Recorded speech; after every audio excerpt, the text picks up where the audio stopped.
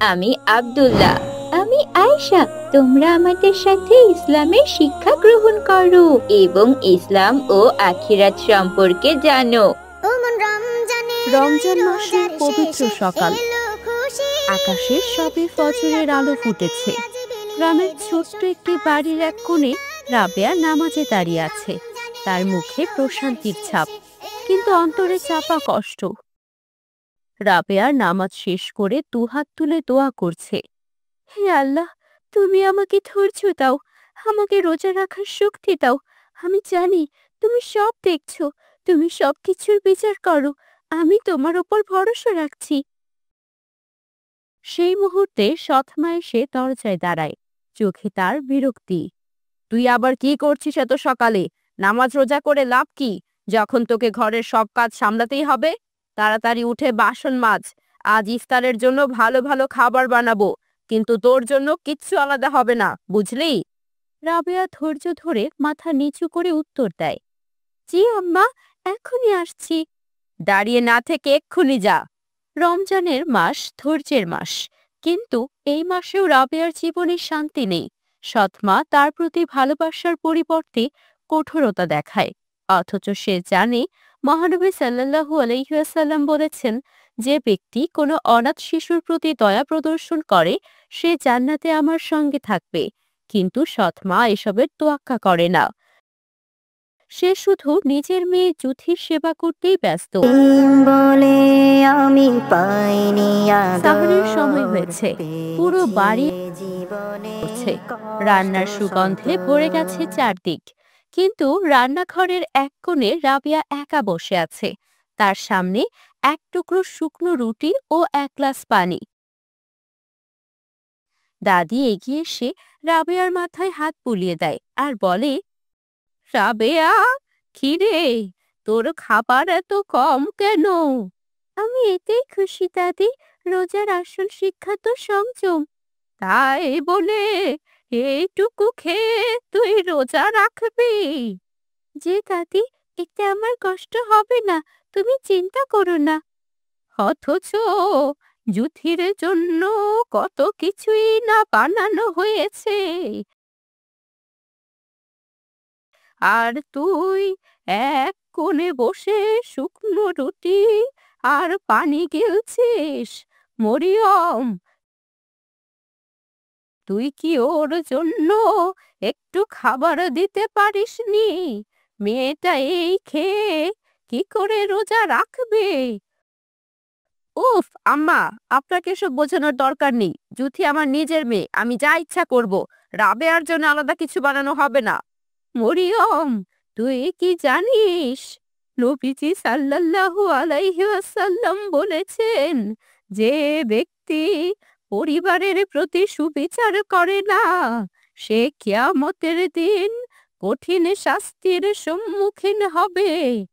আমাকে এত জ্ঞান দিতে হবে না আম্মা।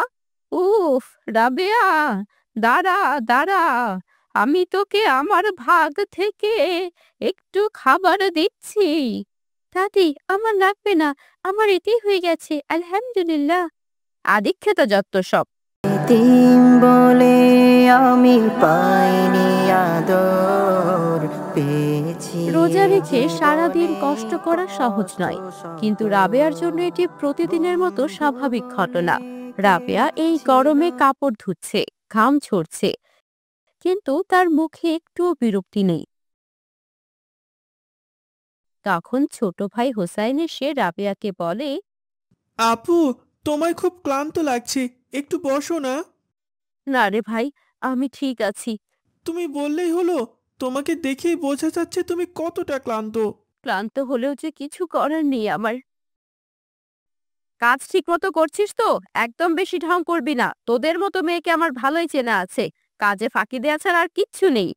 রাবেয়া চুপ করে থাকে, চোখ নিচু করে কষ্ট চেপে রাখে। নবীজি সাল্লাল্লাহু আলাইহি ওয়াসাল্লাম বলেছেন, যে ব্যক্তি ধৈর্য ধরে আল্লাহ তাকে পুরস্কৃত করেন। তাই রাবেয়া জানে তার ধৈর্য একদিন কাজে দেবে। ইফতারের সময় হয়ে গেছে, খাবার টেবিল ভরে গেছে সুস্বাদু খাবারে, খেজুর, শরবত, বিরিয়ানি, কাবাব। কিন্তু রাবেয়ার সামনে শুধু এক গ্লাস পানি ও একটা খেজুর। আপু, ইমাম সাহেব বলেছিলেন, যে ব্যক্তি রোজাদারকে ইফতার করাবে সে রোজাদারের সমান সওয়াব পাবে। তুমি সারাদিন আমাদের জন্য রান্না করেছো, ইনশাআল্লাহ আল্লাহ তোমাকে অনেক সওয়াব দেবেন। রাবেয়া হেসে হোসাইনের মাথায় হাত রাখে আর বলে, আল্লাহ আমাদের সব রোজা কবুল করুন ভাইয়া। এবার সৎমা দূর থেকে ওদের দেখছে, তবে তার চোখে একটু অনুশোচনা দেখা যায়, কিন্তু সে কিচ্ছু বলে না, আবার সেখান থেকে চলে যায়। ইফতারের পর সবাই বিশ্রাম নিচ্ছে, জুথি আর হোসাইন খেলছে। দাদি নামাজে বসেছেন, কিন্তু রাবেয়া সে এখনো ব্যস্ত। রাবেয়া পাপড় শুকাতে দিচ্ছে, কাপড় ভাঁজ করছে, এটা ওটা সারা দিন কাজের মধ্যেই ডুবে থাকে।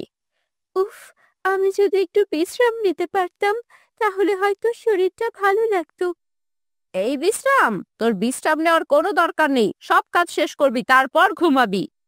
জি আম্মা, সব করে দেব। ঠিক সেই মুহূর্তে সালমান চাচা দরজায় এসে দাঁড়ান, চোখে তার বিস্ময়। মরিয়ম, রোজার মাসে এই ছোট্ট মেয়েটাকে এত কষ্ট দিচ্ছ? নবীজি সাল্লাল্লাহু আলাইহি সাল্লাম বলেছেন, আল্লাহ দয়ালু, তিনিও দয়া করা ভালোবাসেন। তুমি কি সামান্য দয়া করতে পারো না? সবসময় শুনেছি তুমি ওর ওপর অত্যাচার করো, আর আজ নিজের চোখেই দেখে নিলাম। সৎমা চুপ হয়ে যায়, লজ্জায় মাথা নিচু করে থাকে, কিন্তু সেটা প্রকাশ করে না। রাবেয়া জানালার কাছে বসে চাঁদের আলোয় চোখে পানি ঝিলমিল করছিল। হে আল্লাহ, তুমি আমাকে শক্তি দাও, আমি কষ্ট সহ্য করব, কিন্তু কখনো অন্যের বিরুদ্ধে অভিযোগ করব না। তখনই দাদি এসে পাশে বসেন, রাবেয়ার মাথায় হাত রেখে বলেন, রাবেয়া, কষ্ট হয় তো, কিন্তু কখনো বলিস না, তাই না? না দাদি, আমি জানি সব কষ্টের পর সুখ আসে। আল্লাহর ওপর ভরসা রাখ, তিনি সব দেখছেন, একদিন তিনি উত্তম ফল দেবেন তোকে। রাবেয়া চোখ মুছে ফেলে, শক্ত হয়। বাইরে আকাশে পূর্ণিমার আলো ছড়িয়ে পড়েছে। রাবেয়া সেদিকে তাকিয়ে দীর্ঘশ্বাস ফেলে। আজ রমজানের শেষ শুক্রবার, পুরো গ্রাম মসজিদে নামাজের প্রস্তুতি নিচ্ছে। রাবেয়া কাজে ব্যস্ত, কিন্তু হঠাৎ জুথি খেলতে গিয়ে পা পিছলে পড়ে যায়, জোরে চিৎকার করে ওঠে, আম্মা, আম্মা। মা দৌড়ে আসে, দেখে জুথির পা কেটে গেছে, রক্ত পড়ছে। সে হতবাক হয়ে পড়ে। রাবেয়া দ্রুত এগিয়ে আসে, তার গায়ের কাপড় ছিঁড়ে তৎক্ষণাৎ ব্যান্ডেজ বানিয়ে দেয়। আম্মা, দুশ্চিন্তা করবেন না, ইনশাআল্লাহ ঠিক হয়ে যাবে। এসব দেখে সৎমা চোখের পানি ধরে রাখতে পারে না। হঠাৎ অনুভব করে সে এতদিন কি ভুলটাই না করেছে। সে ধীরে ধীরে বলে, রাবেয়া, আমি তোকে এত কষ্ট দিলাম, কিন্তু তুই আমাকে কখনো কিছু বললি না। আমি কি এতটাই খারাপ? আমাকে কি ক্ষমা করে দেয়া যায় না মা? রাবেয়া এবার মুচকি হেসে বলে, আম্মা, রমজান আমাদের ক্ষমার মাস। আল্লাহ বলেছেন, যে ব্যক্তি মানুষের প্রতি দয়া করে আল্লাহ তার প্রতি দয়া করেন। সৎমা কেঁদে ফেলে, রাবেয়াকে জড়িয়ে ধরে। আমি তোকে অনেক কষ্ট দিয়েছি মা, আমায় ক্ষমা কর। আহা আম্মা, এভাবে কাঁদবেন না, আমি আপনার উপর রেগে নেই। কোনো মেয়ে কি তার মায়ের উপর রাগ করে থাকে? দাদি, সালমান চাচা ও হোসাইন দাঁড়িয়ে এই দৃশ্য দেখে মুচকি হাসে। আল্লাহর রহমত ধীরে ধীরে সৎমায়ের অন্তর পরিবর্তন করেছে। আজ ঈদের দিন, পুরো বাড়ি খুশির আলোয় ভরে গেছে। নতুন জামা, সুগন্ধি আতর, মিষ্টির আয়োজন। রাবেয়া নতুন জামা পরে আয়নার সামনে দাঁড়িয়ে আছে। হঠাৎ সৎমা পেছন থেকে এসে একটা উপহার এগিয়ে দেয়। মা, এটা তোর জন্য, তোর নিজের ঈদের উপহার। রাবেয়া বিস্মিত হয়ে উপহার খুলে দেখে একটা সুন্দর নামাজের জায়নামাজ ও একটি নতুন কোরআন শরীফ।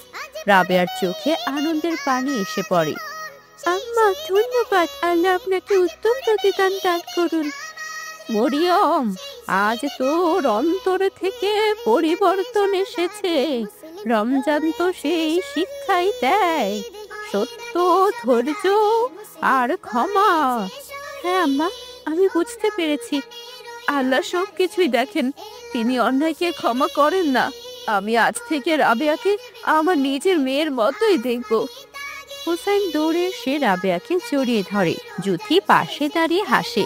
সালমান চাচা তাকিয়ে থাকেন প্রশান্ত চিত্তে। ঈদের খুশি এখন সত্যি সবার জন্য সমান সমান ভাগে ভাগ করা হয়েছে।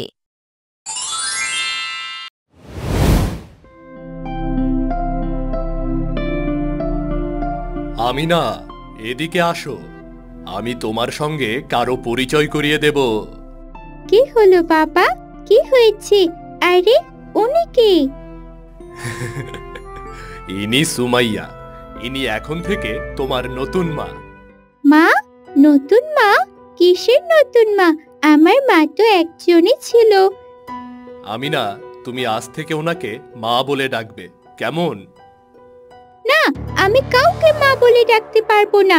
এই মহিলাকে আমি মা হিসেবে মানি না। উনি কে? হঠাৎ এসে আমার মায়ের জায়গা নিতে চাইছেন? আমি তোমার মায়ের জায়গা নিতে আসিনি। তুমি আমাকে বন্ধু ভাবতে পারো। আমি আপনাকে কিছুই ভাবতে চাই না। এভাবে বলছো কেন মা? আমি তো তোমার ক্ষতি চাই না, আমি তো তোমার ভালো চাই। আর যারা ভালো চায় তারাই তো বন্ধু। আপনি আমার ভালো চান না, আপনি আমাদের পরিবার ভেঙে দিতে এসেছেন। আমিনা, এটা কি ধরনের কথা? উনি তোমার বড়, ভদ্রভাবে কথা বলো। না, আমি ভদ্রভাবে কথা বলতে পারবো না। আমি কখনোই এই মহিলাকে মা হিসেবে মেনে নেব না। বাদ দিন, ওকে একটু সময় দিন। মাকে হারানোর শোক এখনো কাটিয়ে উঠতে পারেনি, তাই নতুন কাউকে মা হিসেবে মেনে নিতে ওর সময় লাগবে। ওর ওপর জোর করবেন না। তুমি ঠিক বলছো, আর আমি জানি আমি ভুল মানুষকে বিয়ে করিনি। আমার বিশ্বাস তুমি একদিন ওর মন ঠিকই বদলে দিতে পারবে। ইনশাআল্লাহ, ধৈর্য আর ভালোবাসা দিয়ে ওকে ঠিক বোঝাবো যে আমি সব সময় ওর ভালো চাই। আল্লাহ আমাদের সহায় হন। আমিনা, উঠে এসো মা। কি হয়েছে বাবা, ডাকছো কেন? আমি খেতে চাই না। সকালের নাস্তা করে নাও, স্কুলে যেতে হবে তো। আমি তোমার পছন্দের পরোটা আর ডিম ভাজি করেছি, তুমি একবার খেয়ে দেখো, ভালো লাগবে। আমার পছন্দের খাবার কি তা আপনি কিভাবে জানেন? তোমার বাবা আমাকে বলেছেন। কেন, তুমি খুশি হওনি? খুশি? আপনি আমার মা নন, আমাকে খুশি করার আপনার কোনো দরকার নেই। আমিনা, এভাবে ওর সাথে কথা বলা তোমার মোটেও ঠিক হচ্ছে না। আমি যেভাবে ইচ্ছা সেভাবেই কথা বলবো। ঠিক আছে মা, তুমি যা খেতে চাও তাই খেও, আমি জোর করব না। আমার জন্য কিচ্ছু করার দরকার নেই আপনার।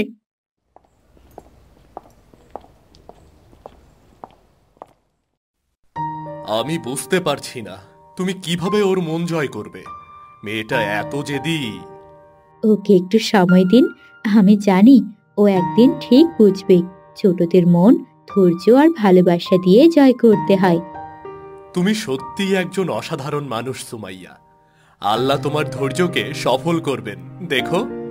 আর শোনো, আমি কাজের জন্য আজকে বাইরে যাব, আসতে কিছুদিন দেরি হবে, বুঝলে? ঠিক আছে, কাজ শেষ করে সাবধানে আসবেন। আল্লাহ আপনার সফর নিরাপদ করুন।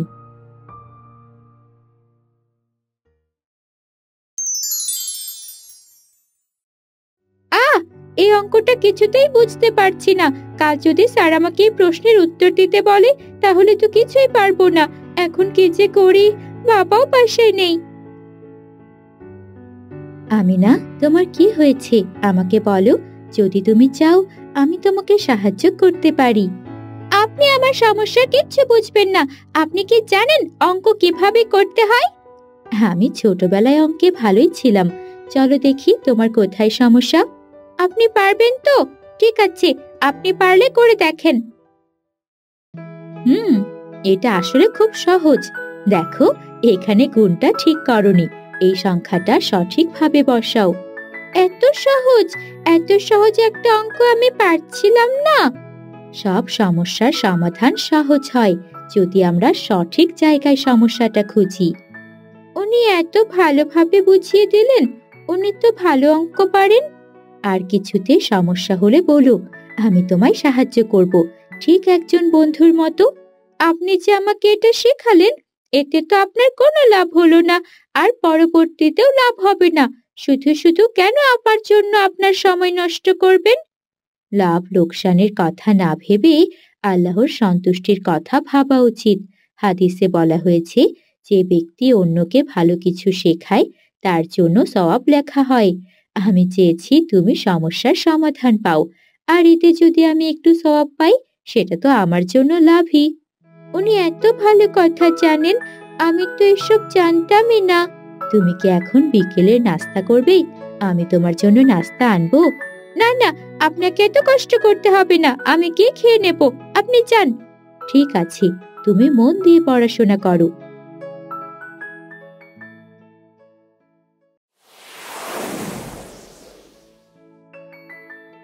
উফ, এই জামাটা ছিঁড়ে গেল, কাল স্কুলে গেলে সবাই হাসবে। কি হয়েছে মা, তুমি কাঁদছো কেন? এটা আপনার চিন্তার বিষয় না। তোমার সমস্যা মানেই আমার সমস্যা। বলো কি হয়েছে? আমার জামাটা ছিঁড়ে গেছে, কাল স্কুলে কিভাবে যাব? সবাই হাসবে আমায় দেখি। পাপাও তো বাসায় নেই যে নতুন জামা এনে দেবে। চিন্তা করো না, আমি কিছু একটা ব্যবস্থা করব। আপনি ব্যবস্থা করবেন? আপনি কিভাবে আমাকে সাহায্য করবেন? আল্লাহর উপর ভরসা করলে সব ঠিক হয়ে যায়। তুমি জামাটা আমাকে দিয়ে দাও, কাল আমি ঠিক করে দেব।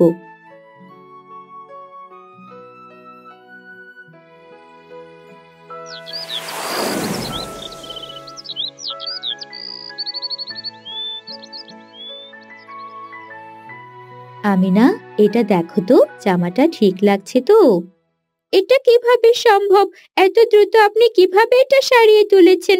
বোঝাই তো যাচ্ছে না যে জামাটা ছেঁড়া ছিল। একদম আগের মতো লাগছে। এটা ঠিক করতে তো অনেক টাকাও লেগেছে মনে হয়। একজন মা কখনো তার সন্তানের চিন্তাকে ছোট করে দেখে না।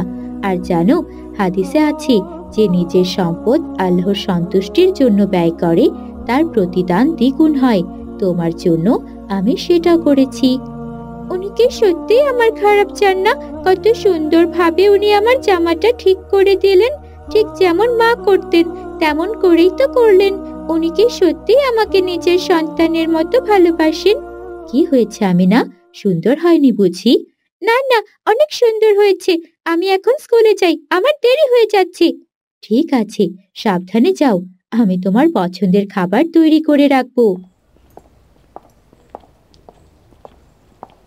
স্কুল শেষে আমিনা যখন বাড়ি ফিরে আসে তখন ওকে খুব ক্লান্ত দেখাচ্ছিল।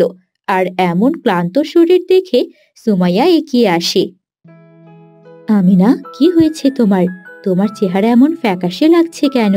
কিচ্ছু না, শুধু একটু মাথা ঘুরছে। আমিনা হঠাৎ করে মাটিতে বসে পড়ে। সুমাইয়া দেখে আমিনার গা জ্বরে পুড়ে যাচ্ছে। হে আল্লাহ, তোমার শরীর তো ভীষণ গরম, তুমি তো জ্বরে পুড়ে যাচ্ছ। এত জ্বর নিয়ে তুমি স্কুলে গিয়েছিলে কেন মা? আমায় কিছু বলনি কেন? আমি ভেবেছিলাম এমনি ঠিক হয়ে যাবে। চিন্তা করো না, আমি এখনই তোমার জন্য ওষুধ নিয়ে আসছি। সুমাইয়া আমিনাকে কোলে তুলে ঘরে নিয়ে গিয়ে বিছানায় শুইয়ে দেয়। সে দ্রুত ঠান্ডা পানিতে তোয়াল ভিজিয়ে আমিনার কপালে রাখে জলপট্টি দেয়। পরম যত্নে তার সেবা করতে থাকে। আল্লাহর উপর ভরসা রাখো মা, তুমি খুব তাড়াতাড়ি সুস্থ হয়ে উঠবে। আল্লাহ আমার মেয়েকে সুস্থ করে দিন, আপনার রহমতে সব সম্ভব। সারা রাত জেগে সুমাইয়া আমিনার সেবা করতে থাকে। ভোরবেলা আমিনা চোখ খুলে দেখে সুমাইয়া তার হাত ধরে বসে আছে। আমিনার চোখ ছলছলে হয়ে ওঠে। উনি আমার জন্য রাত জেগেছিলেন? উনি কি সত্যিই আমাকে ভালোবাসেন? এতটা ত্যাগ একজন মা ছাড়া আর কেই বা করতে পারে? একটু পরেই সুমাইয়ার ঘুম ভেঙে যায় এবং সে দেখে আমিনার চোখ দিয়ে পানি পড়ছে। এ কি আমিনা, তোমার কি হয়েছে? তুমি কাঁদছো কেন? জ্বর কি আরো বেড়েছে? খারাপ লাগছে তোমার? চিন্তা করবেন না, আমি এখন সুস্থ আছি। তাহলে তুমি কাঁদছো কেন মা? আমি আমার ব্যবহারের জন্য কাঁদছি মা। আমি আপনার সাথে অনেক খারাপ ব্যবহার করেছি, অথচ আজকে আপনি সারা রাত জেগে আমার সেবা করলেন। বাবা বাড়িতে নেই, আপনি চাইলেই আমাকে এখানেই ফেলে রাখতে পারতেন, কিন্তু আপনি তা করেননি। আমি ভেবেছিলাম সকল সৎ মা এক হয়, কিন্তু আপনি আমার সেই ভুল ধারণা ভেঙে দিয়েছেন। আপনি আমাকে সত্যি অনেক ভালোবাসেন এবং আমার ভালো চান। আপনি আমাকে ক্ষমা করে দিন। আমি আপনার সাথে অনেক খারাপ ব্যবহার করেছি মা। মায়ের কাছে মেয়ের আবার কিসের ক্ষমা? মা সব সময় নিজের সন্তানদের ক্ষমা করে দেন। আর তুমি তো আমার সন্তান, আমার লক্ষ্মী সোনা মেয়ে। এখন তাড়াতাড়ি সুস্থ হয়ে যাও, আমরা একসাথে অনেক মজা করব। ইনশাআল্লাহ, আল্লাহ আমাকে দ্রুত সুস্থ করে দিন। আমি আমার নতুন মায়ের সাথে অনেক মজা করতে চাই। ইনশাআল্লাহ। আমি আব্দুল্লাহ। আমি আয়েশা। তোমরা আমাদের সাথে ইসলামের শিক্ষা গ্রহণ করো এবং ইসলাম ও আখিরাত সম্পর্কে জানো। আব্দুল্লাহর বাবা নেই। বিধবা মা আমিনা গ্রামে গ্রামে পিঠা বেচে আব্দুল্লাহকে লালন পালন করে। ফজরের আজান হয়ে গেল, তাড়াতাড়ি উঠে নামাজ পড়ে নিতে হবে, তারপর রুটি বানাতে বসতে হবে। সকাল সকাল বের না হলে খদ্দেররা অন্যদের কাছ থেকেই কিনে নেবে।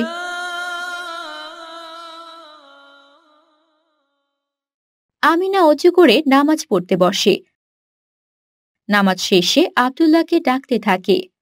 আব্দুল্লাহ, ওঠো বাবা, ফজরের আজান হয়ে গেছে, নামাজ পড়তে হবে। হ্যাঁ মা, উঠছি। তুমি নামাজ পড়ে নিয়েছো?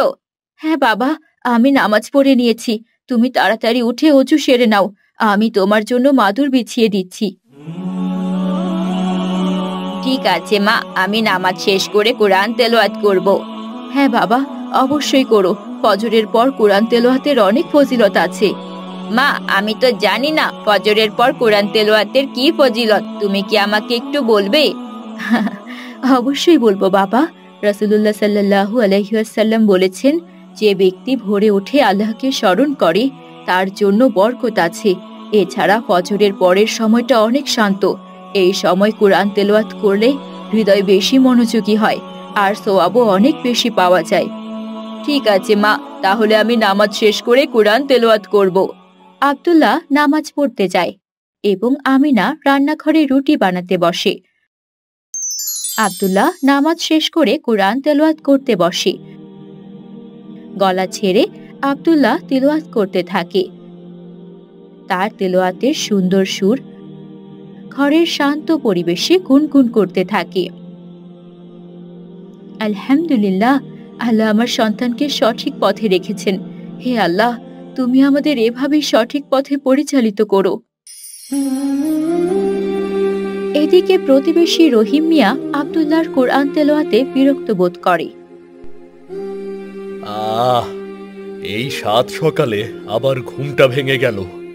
কার গলা এটা? কত রাত করে বাড়ি ফিরতে হয়, সকালে আবার অফিস আছে। এভাবে যদি ঘুম নষ্ট হয় তাহলে শরীর ভালো থাকবে কি করে?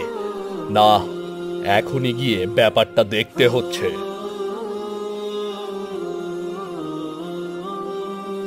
রহিম বিছানা ছেড়ে রাগান্বিত হয়ে আব্দুল্লাহদের বাড়িতে যায়।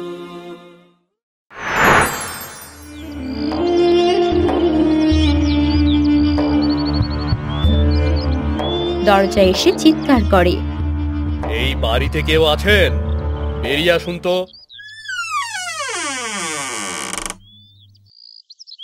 আসসালামু আলাইকুম ভাইজান, এত সকালে কি হয়েছে বলুন তো? কি আবার হবে? আপনার ছেলেকে একটু বোঝান, এত জোরে জোরে তেলাওয়াত করছে কেন? আমাদেরও তো একটু ঘুমের দরকার আছে, তাই নাকি? ভাইজান, ও তো কোরআন তেলাওয়াত করছে, এতে তো কোনো ক্ষতি হওয়ার কথা নয়। করেছে করুক, কে মানা করেছে, কিন্তু গলার স্বর কমিয়ে তেলাওয়াত করতে বলুন। আমার ঘুমে ব্যাঘাত হচ্ছে, আমাদেরও অফিসে যেতে হয়, বুঝলেন তো? ভাইজান, আপনি এমন করে বলছেন কেন? কোরআন তেলাওয়াত তো ভালো কাজ, এটা শুধু পড়ে সওয়াব পাওয়া যায় না, শুনেও সওয়াব পাওয়া যায়। এতে তো আপনারও লাভ হচ্ছে। এত লাভ লসের হিসাব আমাকে শেখাতে আসবেন না। যা বলছি সেটা করুন, না হলে কিন্তু খারাপ হবে, বলে দিলাম। ঠিক আছে ভাইজান, আমি ওকে বলে দিচ্ছি যাতে আসতে পারে। কথাটা মনে রাখবেন। আর যদি বেশি সমস্যা হয় তবে এই বাড়ি ছেড়ে অন্য কোথাও চলে যান। যত সব। ভাইজান, আমাদের তো অন্য কোথাও যাওয়ার সামর্থ্য নেই। আপনি চিন্তা করবেন না, আমি ওকে বুঝিয়ে বলবো। ঠিক আছে, চললাম।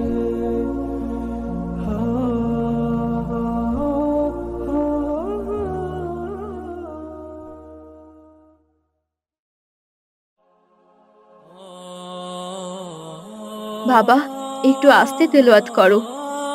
কেন মা, আমি তো আল্লাহর কালাম পড়ছি, এটা কি আস্তে পড়া উচিত? তোর রহিম চাচার নাকি ঘুমের ব্যাঘাত হচ্ছে, তুই একটু আস্তে পড়। আল্লাহ তোর তেলাওয়াত অবশ্যই কবুল করবেন। আমাদের ওপর সবাই এত জুলুম কেন করে মা? আমার বাবা নেই বলে? দেখো মা, দেখো, একদিন সবাইকে দেখে নেব। না বাবা, এভাবে রাগ দেখানো একদম ঠিক নয়। রাগ শয়তানের কাজ, শয়তানকে কখনো প্রশ্রয় দিবি না। তুই সব সময় সবার সঙ্গে ভালো ব্যবহার করবি, আল্লাহই আমাদের সাহায্য করবেন। তুমি ঠিক বলেছো মা, ঠিক আছে, আমি একটু আস্তেই পড়ছি। ঠিক আছে বাবা, তুই তাহলে বাড়িতে থাক, আমি রুটিগুলো বেঁচে আসি। ঠিক আছে মা, সাবধানে যেও।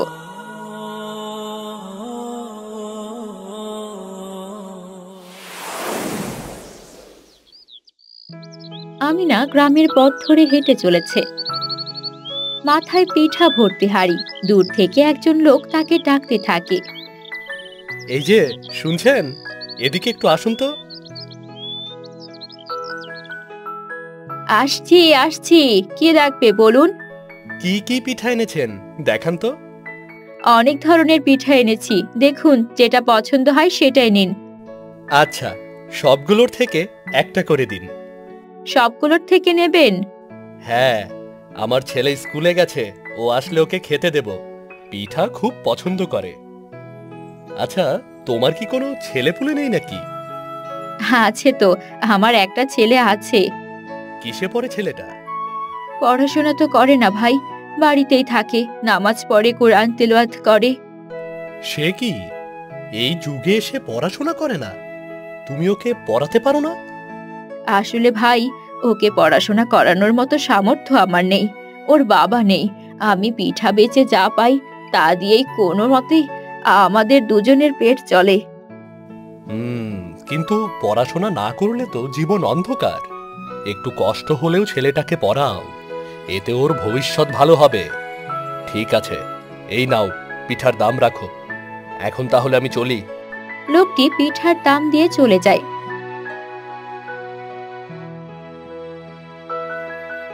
আমিনা হাড়ি উঠিয়ে আবার হাঁটতে শুরু করে এবং মনে মনে বলে, ঠিকই তো বললেন উনি, আমি আর কদিন বাঁচবো? তখন ছেলেটা কি করবে? পড়াশোনা না করলে তো কিছুই করতে পারবে না। আল্লাহ, আমাকে শক্তি দিন, যত কষ্টই হোক আমাকে ছেলেটাকে পড়াতে হবে, ওর জন্য আমাকে কিছু করতে হবে।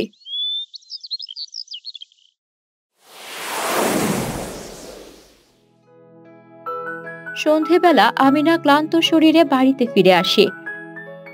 আমিনাকে আসতে দেখে আব্দুল্লাহ তার দিকে পানি এগিয়ে দেয়। একটু ক্লান্ত লাগছে, আজ অনেক দূর যেতে হয়েছে, কিন্তু ঠিক আছি। আব্দুল্লাহ, একটা কথা জিজ্ঞেস করব, তুমি কি পড়াশোনা করতে চাও? মা, আমার তো খুব ইচ্ছে পড়াশোনা করার, কিন্তু তুমি হঠাৎ এটা জিজ্ঞেস করছো কেন? কারণ আমি সিদ্ধান্ত নিয়েছি তোমাকে পড়াশোনা করাবো, তোমাকে আমি মাদ্রাসায় ভর্তি করাবো। মাদ্রাসায়? কিন্তু মা, শুনেছি মাদ্রাসায় পড়তে অনেক টাকা লাগে, তুমি কিভাবে এত টাকা জোগাড় করবে? দরকার হলে আমি আরো বেশি পিঠা বানাবো, মানুষের বাড়িতে কাজ করব, যত কষ্টই হোক আমি তোমাকে পড়াশোনা করাবো। মা, আমি চাই না তুমি আমাকে পড়াতে গিয়ে এত কষ্ট করো, তোমার শরীর তো এমনিতেই ভালো থাকে না। কিন্তু বাবা, তুমি পড়াশোনা না করলে কিভাবে মানুষ হবে, কিভাবে জীবন চলবে? আমি তো চিরকাল বেঁচে থাকবো না, আমার বেঁচে না থাকলে তোমার কি হবে বাবা? ওসব পরে দেখা যাবে মা, তুমি এখন ঘরে চলো, সারাদিন কাজ করে এসেছো, এখনো কিচ্ছু খাওনি, আগে খেয়ে একটু বিশ্রাম নাও। ঠিক আছে বাবা, ঘরে চলো। দুজনেই ঘরের ভেতরে চলে যায়। আব্দুল্লাহ তার মায়ের জন্য খাবার বের করে এনে দেয়। আমিনা ক্লান্ত হলেও সন্তানের ভবিষ্যৎ নিয়ে মনে মনে পরিকল্পনা করতে থাকে। পরের দিন থেকে আমিনা আরো ভোরে উঠে পিঠা বানাতে শুরু করে। দূরের গ্রামে গিয়ে পিঠা বিক্রি করতে থাকে। এই অতিরিক্ত পরিশ্রমের ফলে সে অসুস্থ হয়ে পড়ে। সন্ধ্যায় আমিনা ক্লান্ত শরীরে বাড়ি ফিরে আসে। দরজায় ঢুকতে ঢুকতে হাঁপিয়ে ওঠে।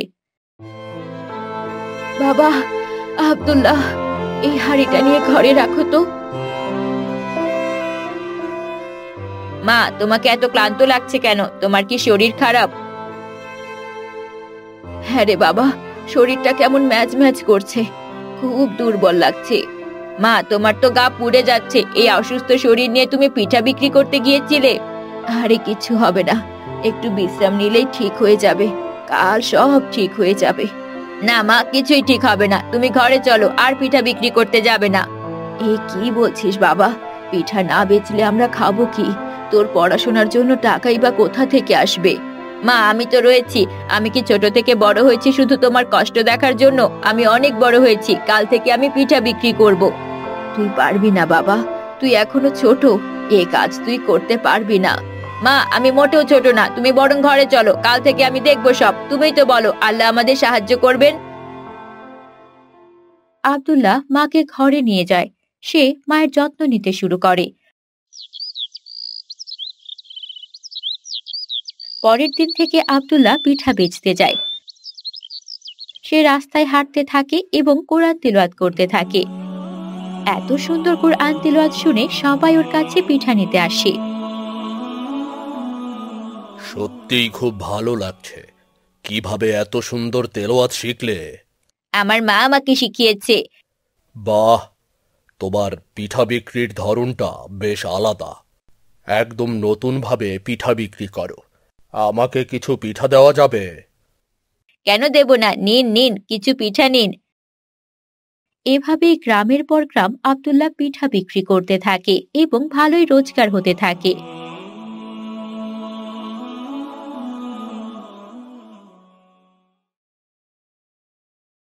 একদিন এক লোক আব্দুল্লাহর কোরআন তেলাওয়াতে মুগ্ধ হয়ে তাকে ডাকে। তুমি তো মাশাআল্লাহ খুব ভালো তেলাওয়াত করো, খুবই স্পষ্ট তেলাওয়াত। আপনাকে অনেক অনেক শুকরিয়া। তুমি কিসে পড়াশোনা করো? আমি তো পড়াশোনা করি না। সে কি, এত সুন্দর তেলাওয়াত করো অথচ কোনো মাদ্রাসায় ভর্তি হওনি? মাদ্রাসায় ভর্তি হওয়ার মতো সামর্থ্য আমার মায়ের নেই। আমার মা অসুস্থ হয়ে গেছেন, তাই আমাকে পিঠা বিক্রি করতে হচ্ছে। কষ্ট করে আমার মা পিঠা বানায়, এই অনেক। আমি আর মাকে কষ্ট দিতে চাই না। কয়েকটা পিঠা আমাকে দাও তো দেখি, কেমন খেতে। ঠিক আছে, এই নিন, খেয়ে দেখুন।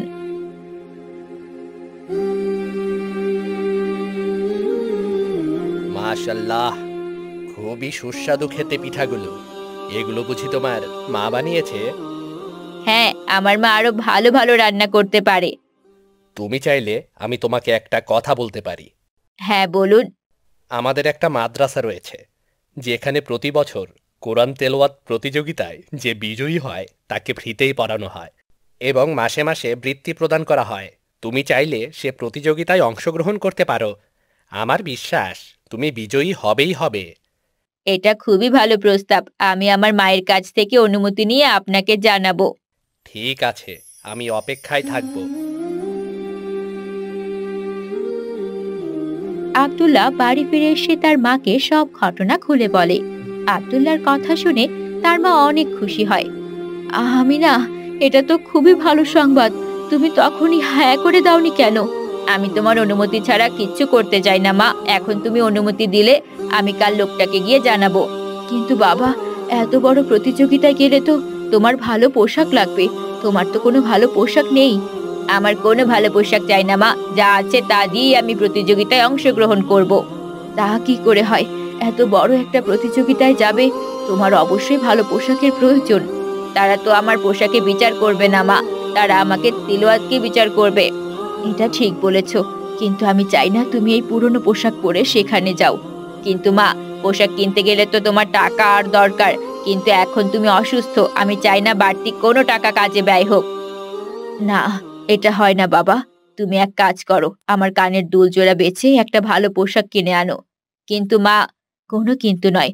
পরে যখন তুমি রোজগার করবে তখন আমাকে এক জোড়া কানের দুল কিনে দিও, তাহলেই হয়ে যাবে। ঠিক আছে মা, আমি বাজার থেকে একটা ভালো পোশাক কিনে আনছি। আব্দুল্লাহ মায়ের দুল জোড়া বেচে সুন্দর একটা পাঞ্জাবি আর পায়জামা কিনে আনে।